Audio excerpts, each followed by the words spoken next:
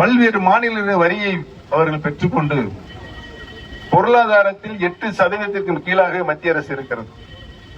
ஆனால் நம்முடைய மாநிலத்தில் அல்லும் பகலும் உழைத்து அனைத்து துறைகளிடையும் வளர்ச்சி திட்டங்களை கொண்டு வந்து நாட்டினுடைய உற்பத்தியை பெருக்கி இன்றைக்கு தனிநபர் வருமானத்தையும் உயர்த்தி மாநிலத்தினுடைய பொருளாதார வளர்ச்சி 11.81% உயர்ந்திருக்கிறது. இந்தியாவிலே தமிழகம்தான் என்பதை இங்கு அன்போடு பணிவோடு தெரிவித்துக் கொள்ள கடமைப்பட்டிருக்கிறேன்.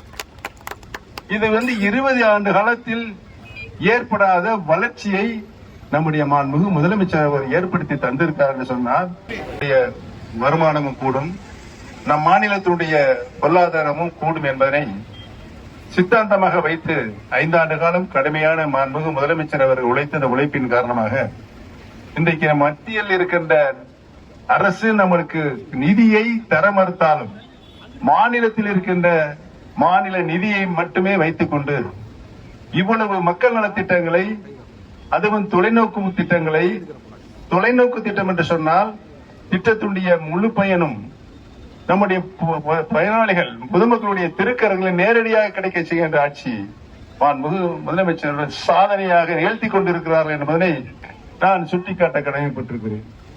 பல்வேறு மாநில வரியை அவர்கள் பெற்றுக்கொண்டு பொருளாதாரத்தில் 8% கீழாக மத்திய அரசு இருக்கிறது. ஆனால் நம்முடைய மாநிலத்தில் அல்லும் பகலும் உழைத்து அனைத்து துறைகளிடையும் வளர்ச்சி திட்டங்களை கொண்டு வந்து நாட்டினுடைய உற்பத்தியை பெருக்கி இன்றைக்கு தனிநபர் வருமானத்தையும் உயர்த்தி மாநிலத்தினுடைய பொருளாதார வளர்ச்சி 11.81% உயர்ந்திருக்கிறது. இந்தியாவிலே தமிழகம்தான் என்பதை இங்கு அன்போடு பணிவோடு தெரிவித்துக் கொள்ள கடமைப்பட்டிருக்கிறேன். இது 20 ஆண்டு காலத்தில் ஏற்படாத வளர்ச்சியை நம்முடைய மாண்புமிகு முதலமைச்சர் அவர் ஏற்படுத்தி தந்திருக்கார் என்று சொன்னால் வாங்க முடிஞ்சுன்னு பேசலாம்ல.